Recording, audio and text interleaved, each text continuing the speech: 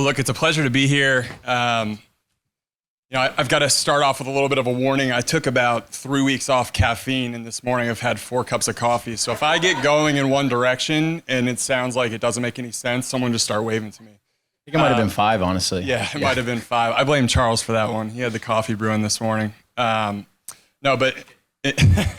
all honesty, it's truly a pleasure to be here. And I was thinking about what to say to start it off.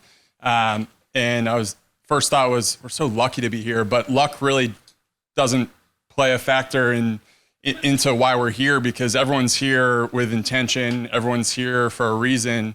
So luck is really not the right word. It's really, we're fortunate to be here and fortunate to have people like Will Harris and Slim, who are mission-oriented people, moving this message in the right direction. So thank you guys for putting this together, and it's a pleasure to be here. Woo! I mean, I think the only thing that I could possibly add to that is, so Harry and I were fortunate enough, we got to speak at the Colorado conference at Jason Rick's ranch, which was an unbelievable event. And then we were fortunate enough to be able to do a wrap-up episode on our podcast just to talk through that 3-day weekend, everything we learned, the panels, the sessions. It was myself, Harry, Slim, Charles, and then Jason.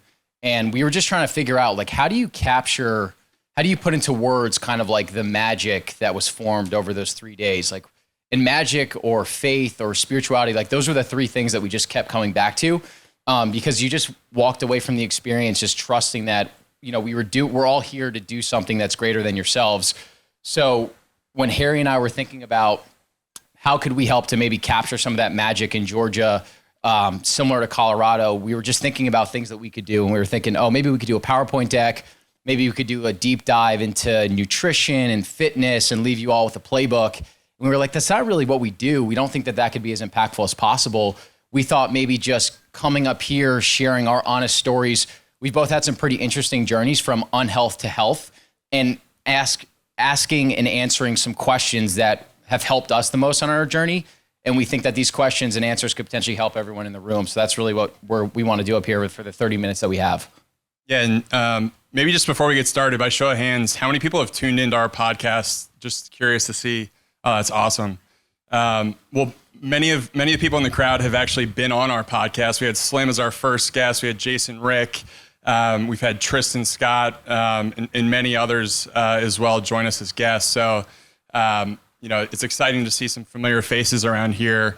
And also, I think our podcast is built upon the guests that we've had. So thank you guys. I think without further ado, let's dive right in. So our story starts with some humble beginnings around health. But I think before that, we were both college athletes. And a few years after we graduated from college, found ourselves both dealing with different types of health situations. So Brett, I know you dealt with an autoimmune issue a few years after college, fighting, to get your health back. Can you talk about that journey, that process for you in terms of where you were in those days when you weren't in good health, and then what you've done since then to get you to where you are today? Yeah, absolutely. And I think too, to keep in mind, like everything that we're trying to do with the Meat Mafia, it's born out of like our friendship and just our mutual love for nutrition and trying to help get people healthier. So, we don't have MDs, we're not nutritionists, we're not personal trainers. We're just 2 people that have had our own experiences through nutrition and have gone from really unhealth to health. So for myself, I battled some pretty serious autoimmune conditions. And for anyone that was in Colorado, I apologize to repeat the story. But everything that I did growing up, I just justified it that I was a high level athlete. I drank the protein shakes, I drank the pre-workout. I felt like I could kind of eat whatever I wanted because I was burning so many calories. I had amazing parents that cooked me all of my meals, like provided for me amazingly, but I never really thought about the role nutrition plays in your health. So I ended up playing baseball with Harry at Babson College, which is a small little Division III school. And in 2016, when I was 21 years old, that's when I really started to have some of those serious health issues pop up. I was living at home with my parents in New Jersey, and I was working an internship in New York City. So as part of that internship, I would take the train 2 hours in, I would go to work, and then I would come back. So it was about like 4 hours total. And I started noticing on those train rides, I started having an increased urgency to go to the bathroom. And so I didn't really think anything of it. And then a couple weeks go by, I start noticing blood in my stool. I'm thinking to myself, okay, this isn't good, but maybe it will just go away naturally. And that's like a lot of times what happens with some of these autoimmune conditions or irritable bowel syndrome. We just let things go on too long. And like the first thing is that if you're noticing blood when you're going to the bathroom, like you should be immediately getting on top of that and get it checked out. So I did not do that. And I let the summer continue to go on. My symptoms got worse and worse. And then by the end of the summer, I was literally going to the bathroom like 20 to 30 times a day, straight blood. I lost close to 30 pounds. And the last day of my internship, I couldn't keep any food down for weeks. And I ended up getting rushed from the building to the hospital, got hospitalized, got a colonoscopy, and then I got diagnosed with ulcerative colitis. And then for anyone that doesn't know what ulcerative colitis is, it's an autoimmune disease. It affects like 600 to 900,000 people. It's very similar to Crohn's or IBS. It's all in that family. So anything with itis just means chronic inflammation. And that's really what I had. So colitis is it's an autoimmune condition where your large intestine, your colon, from all the stress, from not giving your genes and your body what it actually wants, it starts to develop these bloody ulcers through like this severe inflammation. So you can't hold down any food. So that's why people that get sick with Crohn's, colitis, IBS, you lose so much weight because you're not processing anything. It's just kind of going right through you. So as part of that, what they tell you is that there's no cure for all these autoimmune conditions. They can put it into remission. That's the best they can do. But you're going to have to be on these drugs and medication for the rest of your life. So for me, I went on this immune suppressant drug called Remicade, and I would get it through an IV every 8 weeks. And it costs $50,000 per infusion too, which is crazy because for me, that's about $400K for the medical system, let alone all the other people with some of these autoimmune conditions that need to go on Remicade. So like you can do the numbers on how much that actually adds up.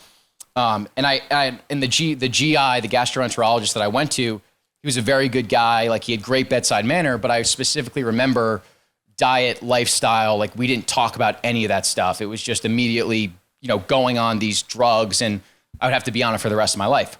So I finish up school.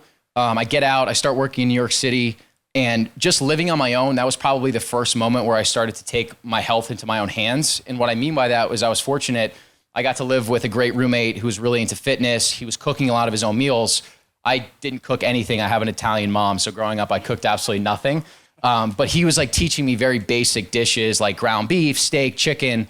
And I noticed cooking my meals. I was like, okay, there's a correlation between cooking my meals and my symptoms are going away a little bit. And then everything changed for me in 2019. And the reason why I say that is that I stumbled upon Dr. Shawn Baker appearing on Joe Rogan.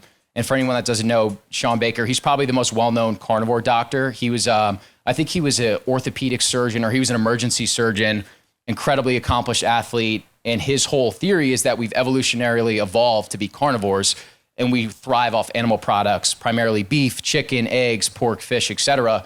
And that beef is actually some of the animal products are some of the most nutrient-dense, bioavailable foods that you can put into your body. And for me, that was counterintuitive to everything that I heard, because I had heard that red meat causes cancer, diabetes, all these other hosts of heart attacks, or all these other hosts of misinformation that we all know in this room not to be true. So I listened to that podcast, and then I started researching the carnivore diet. And I started noticing that there were all these people that had Crohn's, colitis, IBS, rheumatoid arthritis, eczema, all these autoimmune conditions that are claiming that they're curing their disease when there's apparently no cure. And so that's when all the bells went off in my head, because I started saying to myself, all right, if it's possible for me to heal naturally and get off medication that has this whole other host of side effects, why would I not do that? So I very vividly remember in 2019 going to the Whole Foods in New York, going to the local grocery store, getting all my beef, my steak, chicken. I lived in this tiny little shoebox apartment, so I had no idea how to really cook. So I was smoking out my apartment and everything like that. But that was the entry point. And I said, look, I'm going to do this for 2 weeks. I'm going to eat all animal products. I'm going to drink bone broth. I'm going to cook with butter, and we'll see where we're at. I can do anything for 2 weeks, and let's just give it a shot and see what happens. And so literally after those 2 weeks, I went from going to the bathroom probably 5 to 6 times a day down to 1 to 2 max immediately. So for me, I'm thinking to myself, okay, here's actual proof that my controlling my dietary inputs is directly impacting the way that my stomach feels. And then from there, it was just building on momentum like anything else. So I start cooking more of my meals. I start sourcing my stuff more intentionally. I start signing up for endurance races, half Ironmans, triathlons, eating the right way, telling all my friends about it. And then I'm sitting here in 2021 and my stomach feels as good as it's ever been. And so part of the thing with colitis, Crohn's, IBS, you have to get a colonoscopy every 2 years just because you have an increased risk of getting colon cancer from all the inflammation. And I had done a lot of research and I was confident that I was ready to get off my medication. I wanted to make that plunge and not be dependent on the medical system. So before going into that procedure, I said to him, I said, look, is there anything that we can do to get off of this medication? Because I feel like I don't have any inflammation and I would like to try and explore not being dependent on this drug for the rest of my life. So he said, look, we'll go in, we'll do the colonoscopy, and then if your stomach looks good, we'll experiment with it.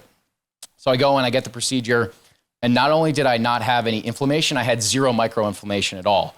So because of that, I was the first patient that he had ever had where he got me off of this Remicade drug, and that was a little over a year ago. And now we're sitting here a year later and completely drug-free, feel better than I've ever felt. So it's just it's a testament to the power of food and nutrition. And a lot of our goal with what we're trying to do is, we want to make these stories less and less uncommon. We want people to continue to experiment with their diet and not just necessarily take everything that your doctor is saying at face value, which is what something Mike has said. We want to help teach you to be the CEO of your own health and experiment and iterate and see what can happen to you because the body is an incredible thing and the self-healing powers of it are unbelievable. So yeah, man. When I hear your story, I always think about that line that you say, which is be the CEO of your own health, take ownership. You're responsible for how you feel. And I want to hear you talk about a little bit more about that mindset, the process in which it took you to really start thinking for yourself and start to say, I need to really fix this. Otherwise, I'm going to be on this drug the rest of my life potentially. Yeah, I would say, so I started cooking some of my own meals. And I was always, before I really got into the nutritional space, I just felt like I wanted to be a normal person, whatever a normal person meant. Like I still wanted to drink alcohol and go out and eat and things like that. And then we were supposed to do a race together. We were supposed to do a half Ironman together in 2000, right before I started going down this rabbit hole, like early 2019. And I had to miss that race because I had my first flare up since I really got sick again. So that was kind of like the catalyst that pushed me over the edge to figure out like, this is just not a way to live life. And there has to be an alternative measure to just being on medication and just continuing to eat this standard American diet. So I would say that was probably the trigger. But then also when I was going through the process, and then Weldon and I were talking about this yesterday, there's like a spiritual component too, where you have to actually believe that you can heal, right? So it's like you can do the diet, you can try these different measures, but I don't know if it's like whether it's a higher power or just this mental shift of saying, look, it is capable for me to heal. You have to have that mental shift too. So it's not just a physical thing. Yeah. I think there's something to that as well with like the self-experimentation aspect to getting healthy. A lot of people are reluctant to just take a step outside of the conventional way of thinking and really start to embrace different principles around health. And that makes me think about the existing paradigm that we live in. The modern health system is basically, or modern food system has left 88% of people in a metabolic dysfunction. And so if that's the paradigm we're living in, that system is not working. And so you're kind of a product of some of that. And not to say you clearly did have control. You took your health under control, but it's just, I think, a great reminder of all these, you can do it. You can make those steps. It's just a matter of getting in front of the right information. Totally. And I think our stories play off of each other pretty well too, because we were saying, we wanted to touch on my story just to bring the autoimmune angle to it. Cause I'm sure everyone here probably knows someone that has an autoimmune condition. I think it's 25 million Americans have it right now, which is, if you look at a graph, it's like within the last 50 years, they're just skyrocketing. It's the highest it's ever been. But I think your story is more relatable than mine. And when we talk about experimenting with some of these changes, I know in the beginning of COVID, you had found yourself in kind of this like slow decay almost, and you were really ready to make a change. So I think talking through some of that stuff could be helpful. Yeah. The 30 pounds you lost, I put on. So I was working a job in real estate after school, high stress job. Within the first 18 months to 24 months of my career, I just kind of lost my athletic nature of, always being in those positive, healthy habits, going to the gym, eating right. Whenever I'll go to the bathroom, I would grab some Oreos, grab some Doritos. I blink and one day I'm like, dang, I do not look like an athlete anymore. And that didn't sit well with me. So then COVID happened, and that was kind of the jolt that I needed to start taking my time and energy and focusing it on things that were actually going to help me. And so I started, in college, I was very, very focused on the performance side of things. So really like spent a ton of time in the gym, but nutrition was something that I experimented with, but kind of grown divorced from a little bit. And then, COVID happens and I start working in this ketogenic diet and just eating animal-based foods, exactly what Brett's talking about, cooking all of my meals. I'm a huge believer in this idea that nutrition and health in general is simple, but it's not easy. And so I try to speak from the John Wooden school of thinking, which is focus on the fundamentals. So I'm like, I'm going to just buy all my own food, cook all my own meals, bring all this back in-house. Clearly, whatever I'm doing right now is not working. Lots of grazing and snacking.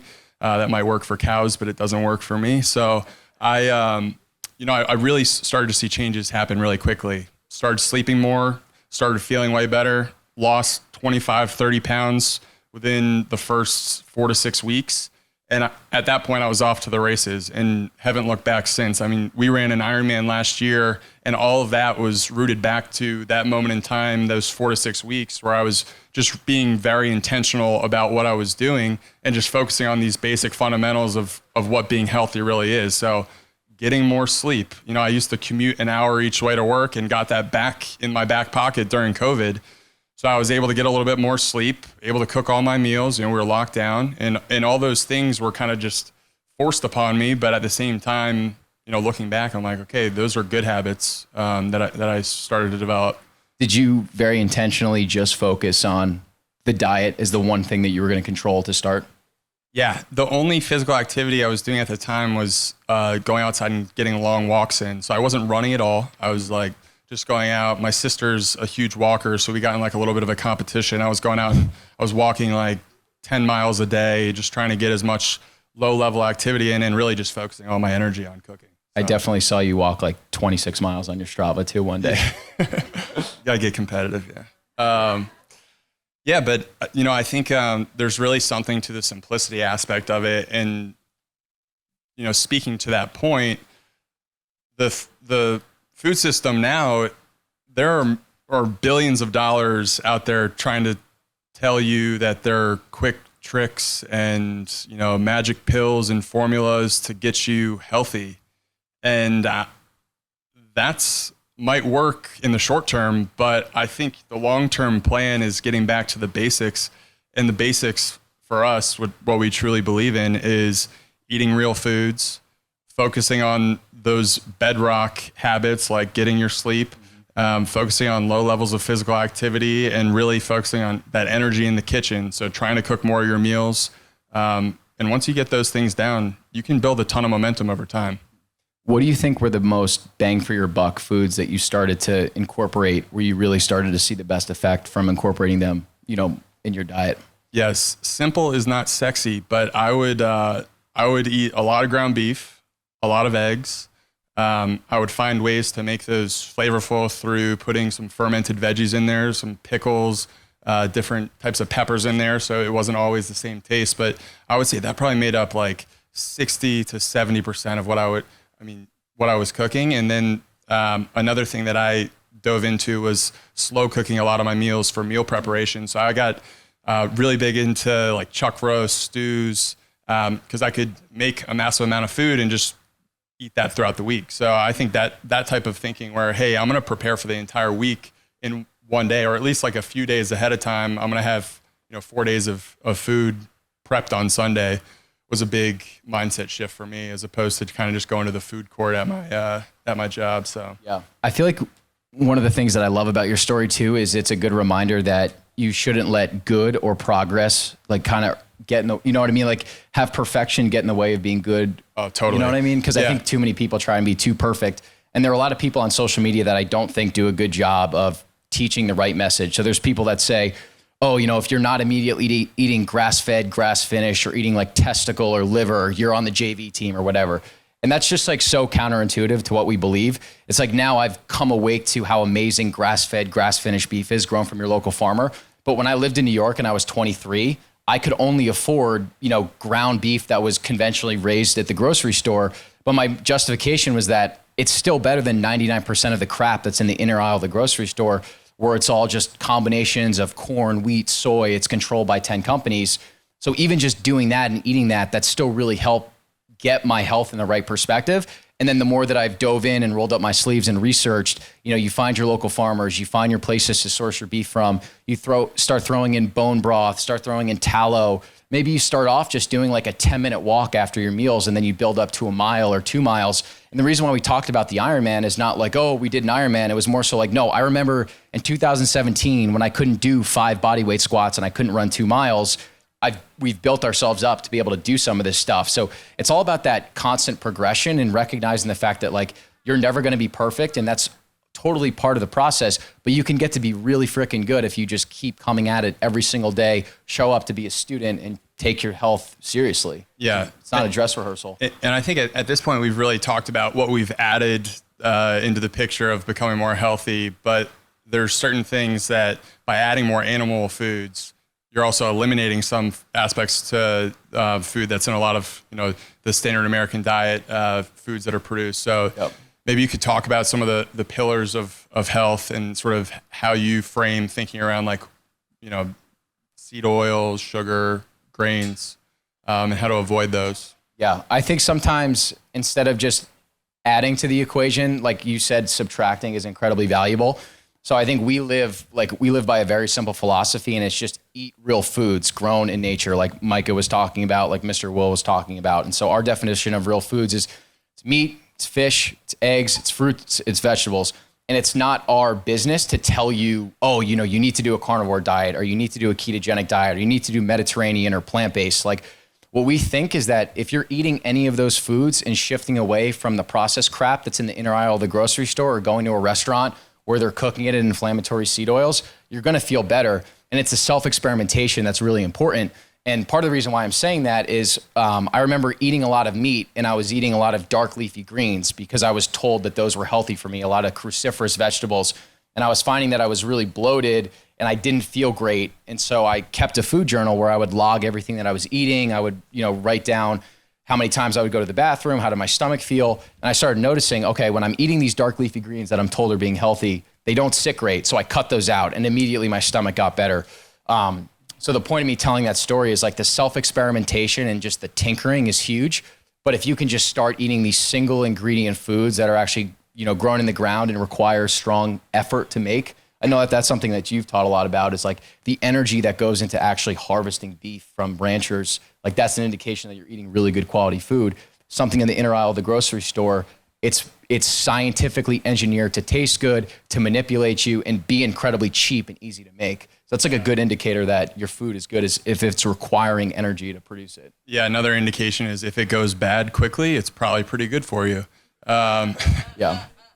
One of the things that I think we've unfortunately lost is in the process of trying to feed the world, foods become very fast and cheap.